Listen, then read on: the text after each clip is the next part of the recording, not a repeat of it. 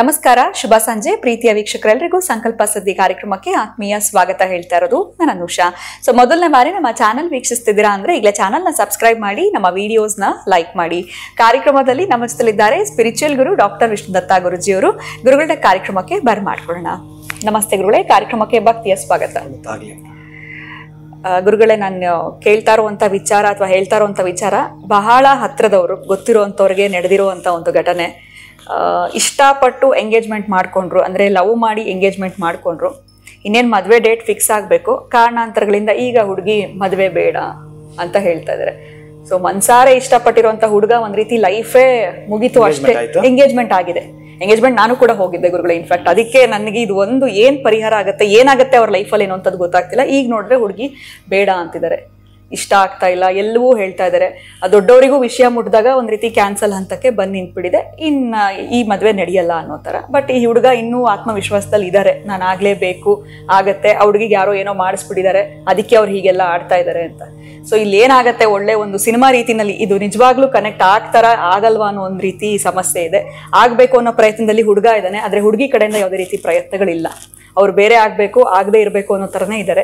ಈ ಥರ ಆಗೋದಕ್ಕೆ ಏನು ಕಾರಣಗಳು ಬರೋ? ಅಥವಾ ಜಾತಕಗಳು ಮ್ಯಾಚ್ ಆಗಿರಲ್ವಾ, ಅಥವಾ ಈ ಥರ ಇದ್ದಾಗ ಸುಮ್ಮನೆ ಇದ್ಬಿಡೋದೇ ಒಳ್ಳೇದಾ? ಏನು ಮಾಡಬೇಕು, ಅಥವಾ ಒಂದಾಗಬೇಕು ಅಂದರೆ ಏನು ಪರಿಹಾರ ಮಾಡ್ಕೊಳ್ಬೇಕು, ಇದ್ರ ಬಗ್ಗೆ ತಿಳಿಸಿ. ಓಂ ವಿಶ್ವಸ್ಮೈ ನಮಃ. ಪ್ರೀತಿಯ ಬಂಧುಗಳೇ, ನೀವು ಕೇಳಿದ ಪ್ರಶ್ನೆ ಏನು ಇಬ್ಬರಿಗೂ ನೋವು ತರೋಂಥದ್ದೇ. ಆದರೆ ಇದು ಮೊದಲೇ ನೋಡಬಹುದು. ಆಮೇಲೆ ಇಲ್ಲಿ ಏನೇ ನೀವು ನೋಡಿದ್ರು ಇದಕ್ಕೆ ಕಾಲ ಏನು ಉತ್ತರ ಕೊಡುತ್ತೆ ಅಂತಂದರೆ, ಇಲ್ಲೊಂದು ಕೆಲವೊಂದು ಘಟನೆ ನಡೆದು ಬಿಡ್ತವೆ. ಆ ಅಹಿತಕರವಾಗಿರೋ ಘಟನೆಗಳ ನಡೆದಾಗ ಅಲ್ಲಿಂದ ಆಚೆಗೆ ನೋಡಿ, ಇಲ್ಲಿ ತನಕ ಚೆನ್ನಾಗಿತ್ತು, ಎಂಗೇಜ್ಮೆಂಟ್ ತನಕ ಚೆನ್ನಾಗಿತ್ತು, ಇಲ್ಲಿ ಏನು ನಡೆದಿರುತ್ತೆ ಎಷ್ಟು ನಮಗೆ ಮೊದಲೇ ತಿಳಿಯಪಡಿಸ್ತಾ ಇವೆ ಅಂದರೆ ಕೆಲವೆಲ್ಲ ಕೂಡ. ಶಬರಿ ನೀವು ಕೇಳಿದ್ದೀರಿ, ಶಬರಿ ಕಾದಿರೋಳು ರಾಮ ಬರುವುದಾಗೆ ಅಂತೇಳಿ, ಅದೆಲ್ಲ ನಮ್ಗೆ ಗೊತ್ತಿದೆ. ಈಕೆ ಒಬ್ಬ ಬೇಡರ ರಾಜನ ಮಗಳು ಶಬರಿ. ತುಂಬ ಅದ್ಭುತವಾಗಿ ವೈಭವೋಪೇತವಾಗಿ ಮದುವೆ ಅರೇಂಜ್ಮೆಂಟ್ ಆಗಿದೆ.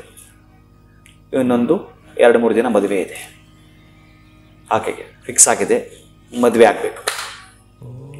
ಇವ್ರಿಗಾದಂಗೆ ಶಬರಿಗಾಯಿತು. ಅದಕ್ಕೆ ನೀವು ಕೇಳಿದಾಗ ಆ ಕತೆ ನೆನಪು ಬರುತ್ತೆ, ನಿಮ್ಗೆ ಹೇಳ್ತಾ ಇದ್ದೀನಿ. ಈ ಶಬರಿ ರಾಮನಿಗಾಗಿ ಕಾದುಕೊಳ್ಳುತ್ತವಳು ಮದುವೆ ಇದೇ ರೀತಿಯೇ ಆಗಿರುತ್ತೆ, ಇನ್ನು ಮುಹೂರ್ತ ನಡೆಯಲ್ಲ. ಏನು ಕಾರಣ ಅಂತಂದ್ರೆ, ಈ 1 ವಾರದಿಂದ ಪೂರ್ವ ತಯಾರಿ ನಡೀತಾ ಇದೆ. ಈ ಕುರಿ, ಕೋಳೆ, ಮೇಕೆ, ಜಿಂಕೆ ಎಕ್ಸೆಟ್ರಾ ಇವರೇನು ತಿನ್ನೋ ಪದಾರ್ಥ ಇವೆಲ್ಲ ಇದಾವಲ್ಲ ಪ್ರಾಣಿಗಳು, ಅವೆಲ್ಲ ತರ್ತಾ ಇದ್ದಾರೆ, ನೋಡ್ತಾ ಇದ್ದಾರೆ. ಈಕೆ ಸಾತ್ವಿಕವಾಗಿದ್ದಂಥವಳು ಸಾಮಾನ್ಯವಾಗಿ ಮನೆಯಲ್ಲಿ. ಇದೇನಿದೆಲ್ಲ ಇವೆಲ್ಲ ಏನು ತರ್ತಾ ಇದ್ದೀರಿ ಅಂತ ಯಾರ್ಯಾರನ್ನೋ ಈ ಕೆಲಸದವ್ರನ್ನೆಲ್ಲ ಕೇಳುತ್ತಾಳೆ. ಇಲ್ಲ ನೀನು ಮದುವೆ ಅಲ್ಲಮ್ಮ, ನಿನ್ನ ಮದುವೆಗೆ ಎಲ್ರಿಗೂ ಕೂಡ ಈ ಪ್ರಾಣಿಗಳದ್ದು ಆಹಾರ ಕೊಡಲಿಕ್ಕೆ ತಂದಿರೋದು. ಓ ಹೌದಾ, ಅಂದರೆ ಇದನ್ನು ಇಷ್ಟು ಪ್ರಾಣಿನ ಸಾಯಿಸಿಬಿಡ್ತೀರಾ? ಹೌದಮ್ಮ, ಅದನ್ನು ಮಾಡೇನೇ ನೀ ಎಲ್ರಿಗೂ ಆಹಾರ ಕೊಡಬೇಕಾಗತ್ತೆ ಅಂದಾಗ ಅವಳ ಮನಸ್ಸು ಒಳಗಡೆ ಹೋಗ್ಬಿಡುತ್ತೆ. ಅರೆ, ನನ್ನ ಮದುವೆ ಆಗಬೇಕಾದ್ರೆ ಇಷ್ಟು ಪ್ರಾಣಿಗಳು ಸಾಯಿಬೇಕಾ ಅಂತ ಹೇಳಿ ಮನಸ್ಸಿಗೆ ನೋವು ಹಾಕ್ಕೊಂಡು ಇನ್ನು 3 ದಿನ ಮದುವೆ ಇದೆ. ಅವಳೇನು ಮಾಡ್ತಾಳೆ ಅಂತಂದರೆ, ಅಪ್ಪನಿಗೊಂದು ಮಾತು ಹೇಳುತ್ತಾಳೆ, ಮನೇಲಿ ತಿಳಿಸ್ತಾಳೆ, ನನಗೆ ಈ ಮದುವೆ ಸಾಧ್ಯವಿಲ್ಲ, ನಾನು ಮಾಡಿಕೊಳ್ಳಲ್ಲ. ಇನ್ನು ಯಾವುದೇ ಮದುವೆ ಮಾಡಿ ಅವ್ರ ಮನೆ ಅದೇ ಪದ್ಧತಿ, ಆ ಊಟ ಹಾಕ್ತಾರೆ. ಹಾಗೇನು ಮಾಡ್ತಾಳೆ ಅಂತಂದರೆ, ಅಪ್ಪನಿಗೆ ಎಷ್ಟು ಹೇಳಬೇಕು ಅಷ್ಟು ಹೇಳಿ ಮನೆಯನ್ನು ಅರಮನೆಯನ್ನು ತೊರೆದು ಈ ಪರ್ವತಕ್ಕೆ ಹೊರಟೋಗ್ತಾಳೆ. ಯಾವಾಗ ಈ ಋಷ್ಯಮುಖ ಪರ್ವತದ ಕಡೆ ಹೊರಡ್ತಾಳೋ ಅಲ್ಲಿ ಮಾತಂಗ ಮುನಿಗಳು ಅಂತ ಇರ್ತಾರೆ, ಆ ಆಶ್ರಮ ಸೇರ್ಕೊಳ್ತಾಳೆ. ಆಕೆ ಯೌವನಾವಸ್ಥೆಯಲ್ಲಿ ಹೋದವಳು ಶಬರಿ ಏನು ಅಲ್ಲಿ ಸೇರ್ಕೊಳ್ತಾಳೋ ಆ ಮಾತಂಗ ಮುನಿಗಳ ಸೇವೆಯನ್ನು ಮಾಡ್ತಾ ಮಾಡ್ತಾ ಮಾಡ್ತಾ ಮಾಡ್ತಾ ವಯಸ್ಸೇ ಆಗ್ಬಿಡುತ್ತೆ. ಇನ್ನು ಈ ಮಾತಂಗ ಮುನಿಗಳ ಪ್ರಾಣೋತ್ಕ್ರಮಣವಾಗ್ತಕ್ಕ ಸಮಯ. ಈ ಋಷಿಗಳ ಪ್ರಾಣೋತ್ಕ್ರಮಣ ಆಗ್ತಕ್ಕಂತಹ ಸಮಯದಲ್ಲಿ ಇನ್ನೇನಿಗೆ ತಿಳಿಸ್ತಾನೆ, ಈತ ಮಾಡ್ತಾ ಇರ್ತಕ್ಕ ಸೇವೆ ಕೂಡ ರಾಮ ಬರ್ತಾನೆ ಅಂತ. ಆದರೆ ಈತ ಬದುಕಿದ್ದಾಗ ರಾಮ ಬರ್ತಾ ಇಲ್ಲ. ನೋಡಮ್ಮ, ಇಲ್ಲಿ ಮಹಾನುಭಾವನಾಗಿದ್ದ ವಿಷ್ಣು ರಾಮ ಅವತಾರಕ್ಕೆ ಬರ್ತಾನೆ. ಈಗಾಗಲೇ ಬಂದಾಗಿದೆ. ಇನ್ನು ಆ ಅಯೋಧ್ಯೆ ತೊರೆದು ನಮ್ಮ ಕಾಡಿಗೆ ಬರ್ತಾನೆ. ಕಾಡಲ್ಲಿ ನೀನಾದರೂ ನನ್ನ ಸೇವೆ ಮಾಡಿದ್ದಕ್ಕೆ ಅವನ ದರ್ಶನ ಮಾಡ್ಕೋ ಅಂತ ಹೇಳಿ ಆಕೆಗೆ ಏನೇನು ಕೊಡಬೇಕೋ ಎಲ್ಲ ಕೊಟ್ಟು ವಾಗ್ದಾನವನ್ನು ಕೊಟ್ಟು ಪ್ರಾಣಾತ್ಕ್ರಮಣ ಆಗತ್ತೆ. ಅಲ್ಲಿಂದ ಆಚೆಗೆ ರಾಮ ಅವನಿಗೋಸ್ಕರ ಕಾಯ್ತಿರ್ತಾಳೆ. ಇನ್ನು ಪ್ರತಿನಿತ್ಯ ಅವಳು ಹಣ್ಣು ತರೋದ್ರೆ ರಾಮ ಬರ್ತಾನೆ, ಅಂದರೆ ಮಹಾವಿಷ್ಣು ಬೇರೆ ಅಲ್ವಾ, ಅವನು ರಾಮನ ಅವತಾರದಲ್ಲಿ ಬರ್ತಾನಲ್ಲ, ಅವ್ನಿಗೇನು ಕೊಡ್ಬೇಕು ನನ್ನ ಆಶ್ರಮದಲ್ಲಿ ಅಂತೇಳಿ ಅವಳಿಗೆ ಚಟಪಟಿಕೆ ಆಗಿ ಎಲ್ಲ ಬೇಕಾದಷ್ಟು ಗಿಡ ಮರಗಳಿದೆ ಅಲ್ಲಿ ಹಣ್ಣು ಕೊಡ್ತಕ್ಕಂಥದ್ದು. ಎಲ್ಲ ಹಣ್ಣು ಕಚ್ಚಿ ನೋಡ್ತಾರೆ, ಕಹಿ ಇದೆಯಾ ತೆಗೆದು ಬಿಸಾಕ್ತಾಳೆ, ಇದು ಕಹಿ ತೆಗೆದು ನೋಡ್ತಾಳೆ, ಇದು ಸ್ವಲ್ಪ ಸಿಹಿ ಇದೆ ಅದು ತೆಗೆದು ಬಿಸಾಕ್ತಾಳೆ. ತುಂಬ ರುಚಿ ಇರೋ ಹಣ್ಣು ಯಾವುದು ಆಯ್ಕೆ ಮಾಡ್ತಾಳೆ. ಇವತ್ತು ಬರ್ತಾನೆ ನಾಳೆ ಬರ್ತಾನೆ, ಎಲ್ಲ ತಿಂದು ಬರಲ್ಲ ಅವನು. ಸುಮಾರು ವರ್ಷಗಳ ಕಾದು ವಯಸ್ಸೇ ಆಗ್ಬಿಡ್ತಾನೆ. ಆದರೆ ಪ್ರತಿನಿತ್ಯ ಇದನ್ನು ಬಿಡಲ್ಲ ಅವಳು. ಅದಕ್ಕೆ ಶಬರಿ ಅನ್ನೋದು ಇದಕ್ಕೆ ಹೋಲಿಸ್ತಾರೆ, ಕಾದರೆ ಹಂಗೆ ಕಾಯಬೇಕು ಅಂತ. ಹಂಗೆ ಕಾದ ಆದ್ಮೇಲೆ ಒಂದು ದಿನ ಬರ್ತಾನೆ, ಅವರಿಗೆ ಕತ್ತಲಾಗತ್ತೆ, ಹುಡ್ಕೊಂಡು ಬರ್ತಾರೆ ಆಶ್ರಮಕ್ಕೆ. ಅಲ್ಲಿ ತಂಗಬೇಕು ಅಂತ ಬರ್ತಾರೆ. ಅಲ್ಲಿ ಆ ಅಡ್ರೆಸ್ ಎಲ್ಲ ಹೇಳ್ಕೊಳ್ತಾರೆ, ನಾನು ಎಂಥವನು ಅಂತ, ನನ್ನ ಲಕ್ಷ್ಮಣ ಹೀಗೆ ಅಂತ ಪರಿವಾರ ಹೇಳ್ಕೊಳ್ತಾರೆ. ಸೀತೆ ನಾನು ಮಾಡಿದೆ ಅಂತೆಲ್ಲ ಹೇಳ್ಕೊಳ್ತಾರೆ. ಓ ಸ್ವಾಮಿ, ನೀನೇನ ರತ್ಮ ಮಹಾನ್ ಭಾವ, ನಿನಗೋಸ್ಕರ ಒಂದು ಪದಾರ್ಥ ಎತ್ತಿಟ್ಟಿದ್ದೇನೆ ಅಂತೇಳಿ ಎಲ್ಲ ಬುಟ್ಟಿ ತಂದಿರ್ತಾಳೆ, ಎಲ್ಲ ಕಚ್ಚಿ ಇಟ್ಟಿರ್ತಾಳೆ. ಅವನು ಇದು ಚೆನ್ನಾಗಿದೆ ಅಂತ ಕೊಡ್ತಾಳೆ. ಅಲ್ಲಿ ಅಸಹ್ಯ ಪಡ್ತಿರ್ತಾನೆ ಲಕ್ಷ್ಮಣ, ಅಯ್ಯೋ ಇವಳು ಎಂಜಿಲ ಹಾಗಂತಿರ್ತಾನೆ. ರಾಮ ನಿರಾಕರಿಸ್ತಾನೆ. ಆ ಲಕ್ಷ್ಮಣ ಆ ರಾಮ ಏನ್ ಮಾಡ್ತಾನೆ, ಅದನ್ನೇ ತೆಗೆದು ಸ್ವೀಕಾರ ಮಾಡ್ತಾನೆ, ತಿಂತಾನೆ, ಖುಷಿಯಿಂದ ತಿಂತಾನೆ. ಅಂದ್ರೆ ಅವಳು ಭಕ್ತಿ ನೋಡು, ನನಗೋಸ್ಕರ ಎತ್ತಿಟ್ಟಿದ್ದಾಳೆ. ಆ ರಾಮನ ದರ್ಶನ ಇವಳಿಗೆ ಪಾವನ ಆಗುತ್ತೆ. ಅದೊಂದು ಸಬ್ಜೆಕ್ಟ್ ಆ ಕಡೆ ಬಿಡಿ, ಇನ್ನು ನಾನು ಹೊರಟೋಗ್ತೀನಿ, ಅದಕ್ಕೆ ಈ ಕಡೆ ಬರ್ತೀನಿ. ಈಗ ನೀವು ಹೇಳಿದ್ರಲ್ಲ, ಎಂಗೇಜ್ಮೆಂಟ್ ಆದ್ಮೇಲೆ ಇವರಿಬ್ಬರು ನಡ್ಕೊಂಡಿದ್ದಾವಲ್ಲ, ಅವನು ಹೇಗ್ ಮಾತಾಡೋನು ಮೊದಲೇ ಈಗ ಇದಲ್ವಾ ನಮ್ಮ ಚಲನವಾಣಿ ಜಂಗಮವಾಣಿ ಫೋನಲ್ಲಿ ಕೆಡಿಸ್ತವೆ. ನಾನು ಈ ಥರ ನೋಡಿದ್ದೇನೆ ಬಹಳ. ಇವನು ಏನೋ ತೋರಿಸ್ಕೊಳ್ತಾನೆ ಅಥವಾ ಅವಳು ಏನೋ ಕೇಳಿಸ್ಕೊಳ್ತಾಳೋ, ಏನೋ ತೋರ್ಪಡಕ್ಕೆ ಇಲ್ಲಿ ಹೀಗೂ ಅಡ್ಡ ಬರುತ್ತೆ ಇಬ್ಬರಿಗೂ. ಇದು ಮ್ಯಾಚ್ ಆಗಲ್ಲ. ಅದಕ್ಕೆ ಅವರ ಕೆಮಿಸ್ಟ್ರಿ ಮ್ಯಾಚ್ ಆಗಲಿಲ್ಲ. ಇವ್ರ ಗುಣಗಳು ಮ್ಯಾಚ್ ಆಗಿತ್ತು. ಇಲ್ಲಿ ಪಾಪ ಜಾತಕದಲ್ಲಿ ನೋಡ್ತಾನೆ, ಕೆಮಿಸ್ಟ್ರಿ ನೋಡಿಲ್ವಲ್ಲ, ನೋಡೋದು ಅಲ್ವಲ್ಲ. ಇವರ ಬುದ್ಧಿ ಈ ಹೀನ ಬುದ್ಧಿ ಇಲ್ಲಿ ಗೋಚರ ಆಗ್ಬಿಡತ್ತೆ. ಅದಕ್ಕೆ ಕೆಲವೊಂದು ಹೋಗ್ತವೆ. ಇದಕ್ಕೆ ಕೌನ್ಸಿಲಿಂಗ್ ಅಷ್ಟೇ ಸಾಕು. ಇನ್ನೂ ಕೆಲವಿದಾವೆ. ಬಹುಶಃ ಈ ಮದುವೆ ಆದ್ರೆ ಡೇಂಜರ್ ಅಂತ ಇರುತ್ತೆ, ಅದಕ್ಕೆ ಕೆಲವು ಕಿತ್ತೋಗ್ತವೆ. 2ನೇ ವರ್ಷಕ್ಕೋ 3ನೇ ವರ್ಷಕ್ಕೋ ಅಥವಾ 10ನೇ ವರ್ಷಕ್ಕೋ ಇನ್ನೇನೋ ದೊಡ್ಡ ತಾಪತ್ರ ಆಗತ್ತೆ. ಅದನ್ನು ನೀವು ಗಮನಿಸಬೇಕು. ಅದಕ್ಕೆ ಜಾತಕದಲ್ಲಿ 100ಕ್ಕೆ 100 ಇವೆಲ್ಲದಕ್ಕೂ ಪರಿಹಾರ ಇದೆ. ನನ್ನ ಹತ್ರ ಸಾಮಾನ್ಯವಾಗಿ ಈ ಮ್ಯಾಚಿಂಗ್ ಅಂತ ನಾನು ಕ್ಲೋಸ್ ಇರೋರು ಬಂದಾಗ ಆ ಹುಡುಗನ ತಗೊಂಬ ಅಥವಾ ಆ ಹುಡುಗನ ತಗೊಂಬ ಅಂತ ಹೇಳ್ತೀನಿ. ಕರ್ಕೊಂಡ್ಬಾ, ಇವರಿಬ್ಬರಿಗೂ ಮ್ಯಾಚ್ ಮೊದಲೇ ತೋರಿಸ್ತೀನಿ. ಇದಿದೆ, ಈ ವರ್ಷ ನೀವು ಹಿಂಗಿರ್ತೀರಿ, ರೆಡಿ ಆಗಿರ್ಬೇಕು ನೀವು. ಕೋಪ ತೋರಿಸ್ತೇನೆ, ನಿಮ್ಮ ಶಾಂತ ತೋರಿಸ್ತೇನೆ, ನಿಮ್ಮ ಡೆವಲಪ್ಮೆಂಟ್ ತೋರಿಸ್ತೇನೆ, ಎಲ್ಲ ತೋರಿಸ್ಬಿಟ್ಟು ಕಳಿಸಿರ್ತೇನೆ. ಇದನ್ನೇ ನಾನು ಹೇಳಿ ಹೆಜ್ಜೆಗಳಲ್ಲಿ ಸಪ್ತಪದಿಯಲ್ಲಿ ತಿಳಿಸ್ತೇನೆ, ಮೊದಲೇ ತಿಳಿಸಿರ್ತೀನಿ ನೀವೇನು ಅಂತ. ಪಾಪ ತುಂಬ ಜನ ಕರ್ಕೊಂಡು ಬಂದು ಅಪ್ಪ ಅಮ್ಮನ ಬಿಡಿ, ಇವರಿಬ್ಬರಿಗೂ ಅರ್ಥನೇ ಆಗಲ್ಲ. ಪಾಪ ಕಿತ್ತೋಗೋ ಜಗಳ ಆಗ್ತಾವ್ರಿ. ಆದರೆ ನೀವು ಕಿತ್ತೋಗ್ಬಾರ್ದು. ನೀವು ತುಂಬ ಚೆನ್ನಾಗಿ ಡೆವಲಪ್ಮೆಂಟ್ ಇದೆ ನಿಮ್ಮದು. ಈ ವರ್ಷ ಆದಮೇಲೆ ಇಷ್ಟು ಕೌನ್ಸಿಲಿಂಗ್ ಮಾಡಿ ಹೇಳಿಕೊಟ್ರೆ, ಹೌದು ಪಾಪ ಗುರುಗಳು ಹೇಳಿದ್ರು, ನಮ್ಮ ಯಜಮಾನ ಸ್ವಲ್ಪ ಕೋಪ ಅಂತೆ ಮುಂದಕ್ಕೆ, ಅದನ್ನ ತಡ್ಕೋಬೇಕು ಅಥವಾ ಇದು ಹೀಗೆ ಯಾರು ಡಾಮಿನೇಟಿಂಗ್ ಕ್ಯಾರೆಕ್ಟರ್ ಇದೆ ಅದನ್ನ ತೋರಿಸ್ತೀನಿ. ಅಲ್ಲಿ ಇಲ್ಲಿ ಇನ್ನೂ ಮದುವೆ ಆಗಲಿಲ್ಲ, ಎಂಗೇಜ್ಮೆಂಟ್ ಅಷ್ಟೇ ಆಗಿದೆ ಅಂತಂದ್ರೆ ಇಷ್ಟೆಲ್ಲ ಯಾರು ನಿಮ್ಗೆ ತಿಳಿ ಹೇಳ್ಬೇಕು? ಅವರು ನಿಮಗೇನೋ ಸಾಲಾವಳಿ ಬರ್ಕೊಟ್ರು, ಒಂದಷ್ಟು ದಕ್ಷಿಣ ಇಟ್ರಿ ಮಾಡಿದ್ರು, ಹೋದ್ರು, ಚೆನ್ನಾಗಿ ಬಂದಿದೆ ಅಂತ ಹೇಳಿದ್ರು. ಅದು ಚೆನ್ನಾಗಿ ಬಂದಿದೆ ಅಂದ್ರೆ ಇಲ್ಲಿ ಚೆನ್ನಾಗಿರೋದು ಅವ್ರು ಹೆಂಗ್ ನೋಡ್ಬೇಕು?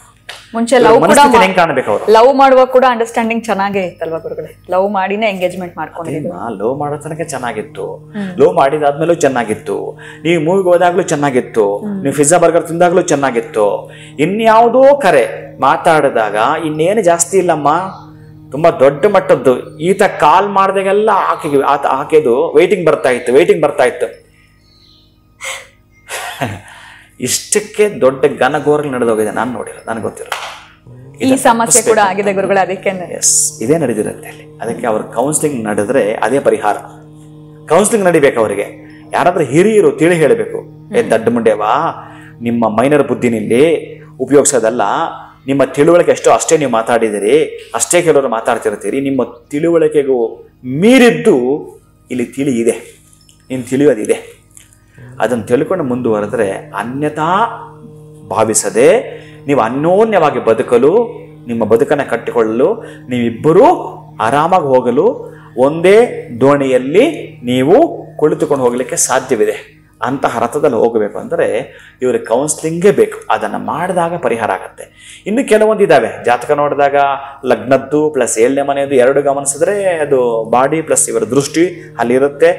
ಆಕೆ ಪ್ಲಸ್ ಅವ ಏನೇನು ಅಂತ ಗೊತ್ತಾಗಬೇಕು ಅಂತಂದ್ರೆ ಇವೆರಡನ್ನು 100% ಗಮನಿಸಬೇಕು. ನೀವೇನು ಮಾಡ್ತೀರಿ, ಈ ಜಾತಕದ ಕುಂಡ್ಲಿ ಗಮನಿಸೋದು ಕಡಿಮೆ, ಮ್ಯಾಚಿಂಗ್ ಹೊರಟೋಗ್ತೀರಿ ನೀವು.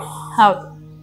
ನೀವು ಗ್ಲಾಸ್ ಮೇಟು ಈ ಸೋಲ್ ಮೇಟು ಇದೆಯಲ್ಲ, ಈ 2 ಬೆಟ್ಟಗಳಿಗಿಂತ ಇದು ಇಂಪಾರ್ಟೆಂಟ್. ಇದನ್ನು ಗಮನಿಸುವಾಗ ಆ 2 ನೋಡಿ ನೀವು ಚೆನ್ನಾಗಿ ಆಗ್ಬರಲ್ವ ಅಂತ.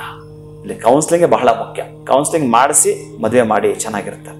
ಆ ಸೋಲ್ಮೇಟ್ಗಿಂತಲೂ ಇದೇ ಇಂಪಾರ್ಟೆಂಟ್. ಖಂಡಿತ ಇಬ್ಬರು ಚೆನ್ನಾಗಿ ಒಪ್ಪಿಸಿ ಆಮೇಲೆ ಜಗಳ ಆಡೋದೆಲ್ಲ ಬಿಡಬೇಕು. ಒಂದ್ಸಲ ಜಗಳ ಆಡೋಕ್ಕೂ ಬಿಡಬೇಕು, ನೋಡ್ಬೇಕು ಅದನ್ನ ಹೇಗೆ ಅಂತ. ಯಾರು ಡಾಮಿನೇಟ್ ಇದ್ದಾರೆ, ಯಾವಾಗ ಇವರು ಹಿಂಗಾಗ್ತಾರೆ, ಮತ್ತೆ ಶಾಂತಕ್ಕೆ ಯಾವಾಗ ಬರ್ತಾರೆ, ಮತ್ತೆ ಯಾವಾಗ ಬರೋದಿಲ್ಲ, ಇವರು ಕೋಪ ತಾಪ ಪ್ರತಾಪ ಯಾವಾಗ ತೋರಿಸ್ತಾರೆ, ಯಾವಾಗ ಎಲ್ಲ ಕೂಡ ಇರುತ್ತೆ ನಿಮಗೆ. ಅದನ್ನು ಒಂದು ಸಲ ನೋಡಿಸಿ ಅವರ ಮುಂದೆ ಅದೊಂದು ಡಾಕ್ಯುಮೆಂಟ್ರಿ, ಅದು ಅವರದ್ದದು.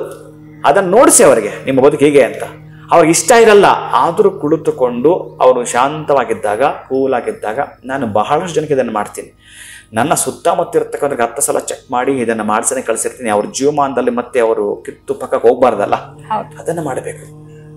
ಆ ಮನೆಯಲ್ಲೂ ಈ ಮನೆಯಲ್ಲೂ ಹುಡುಗಿ ಕಡೆಯವರು ಸ್ವಲ್ಪ ಹಾಗೆ ಮಾಡ್ತಾರೆ, ಹುಡುಗನ ಕಡೆಯವರು ಹಾಗೆ ಮಾಡ್ತಾರೆ, ಹೀಗೋ ತೋರಿಸ್ತಾರೆ. ಇನ್ನೆರಡು ಸಾಧ್ಯ ಆಗೋ ಸಾಧ್ಯತೆ ಇರುತ್ತೆ. ಅಥವಾ ಹುಡುಗಿನಲ್ಲಿ ಎದ್ದು ನಡೆದಾಗ ಈಗ ನಡೆದು ಬಿಡುತ್ತೆ. ಅದಕ್ಕೆ ಕೌನ್ಸಿಲಿಂಗ್ ಒಂದು ಪರಿಹಾರ ಇರುತ್ತೆ, ಅಥವಾ ಜಾತಕ ರೀತಿ ಕೂಡ ಇದಕ್ಕೆ ಪರಿಹಾರ ಇರುತ್ತೆ. ಖಂಡಿತ ಗುರುಗಳ 2 ರೀತಿಯಾಗಿರುವಂತಹ ಪರಿಹಾರ ತಿಳಿಸ್ಕೊಟ್ಟಿದ್ರೆ, ಇಬ್ಬರನ್ನ ಕೂರಿಸಿ ಕೌನ್ಸಿಲಿಂಗ್ ಮಾಡಿದ್ರೇನೆ ಇದಕ್ಕೆ ಪರಿಹಾರ ಅನ್ನುವಂಥದ್ದು ಸಿಗುತ್ತೆ.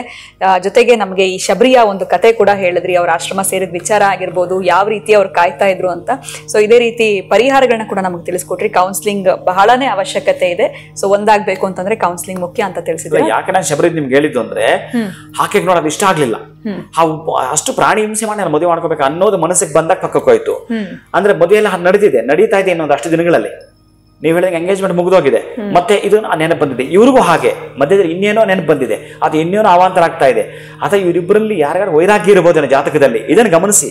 ಈಕೆಗೆ ಬಂದಾಗೆ ನೀವಿಬ್ರು ಯಾರಿಗಾದ್ರೂ ವೈರಾಗ್ಯ ಇದ್ರೆ, ಆ 7th ಅಲ್ಲಿ ಏನಾದ್ರು ಶನಿ ಇದ್ರೆ, ನಿಮ್ ಜೀವನ ವೈರಾಗ್ಯವೇ ನಿಮ್ದು.